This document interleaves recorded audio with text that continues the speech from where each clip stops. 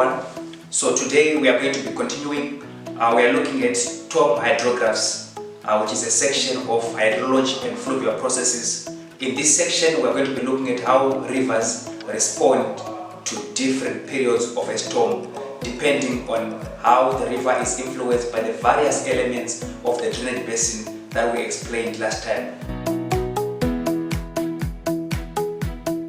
So storm hydrographs are basically a graph that shows how a river responds to a storm.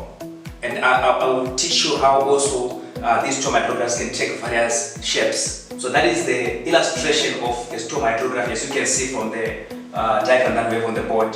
With us here, we actually have discharge on this side in cubic meters per second, which are cumex, and on this side, we actually have our time. So if you're looking at this particular storm hydrograph, it shows us that rainfall was actually received starting from around, this is 12, this is around 2 o'clock. That is when we started to receive rainfall, and we received peak rainfall, which is the highest rainfall amount that was received during this period at around 4 o'clock. But if you're checking as well, you can see that we have this particular curve here that is showing how the river is responding to this particular period of a storm. They're shown with a rising limb that you can see here. The rising limb is showing an increase in discharge in the river. And you see that around this time here, what time is this one? Around 12 here, that is when we actually reached our peak discharge, with the highest amount of discharge that was actually reached at a given particular point in time. And here you see our limb is falling. This is falling limb, showing a decrease in river discharge. So from this graph, we can see two things that are very important. We can see the rainfall that was received. We can also see how the river responded to a period of storm that was actually received. And before the rising limb, there's a section called the approach segment. You see this particular part from there to there, it is called the approach segment. It represents the time when water is traveling from various parts of the drainage basin to get to the river. So our river only starts to respond around 6.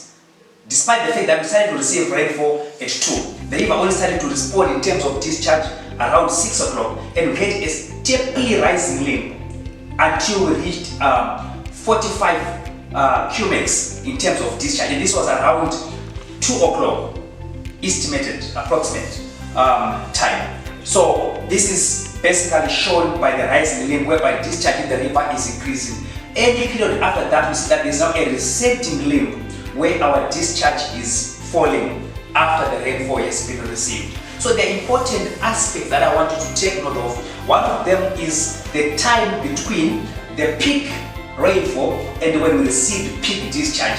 That time is called the lag time. It represents the difference in terms of time between us receiving peak rainfall and us experiencing peak discharge. So that time is called the lag time. Like in this case, you can see that the peak rainfall was received around 12 to 4, around 4 o'clock here, and we actually had our peak discharge at around 2 o'clock. So if you minus the hours there, you actually calculate what we call the lag time. For some drainage basins, the lag time is longer. For some drainage basins, the lag time is shorter, depending with factors such as soil type, rock permeability, vegetation cover, to mention but a few. I also want you to know that this is not the standard storm hydrograph that we have. They differ in terms of shape. Some are flashy. It can be a flashy hydrography, showing that the river is quick to respond to a storm. This one is for a river that quickly responds to a storm. Some actually have a lowering, rising limb, showing that the river is slow to respond to a storm. So I will actually explain more about this. What you need to do is to continue following the video that I'm going to be doing, and you actually be helped a lot as I'll be explaining on the different types of hydrographs and the factors that cause them to actually develop such different shapes. Thank you.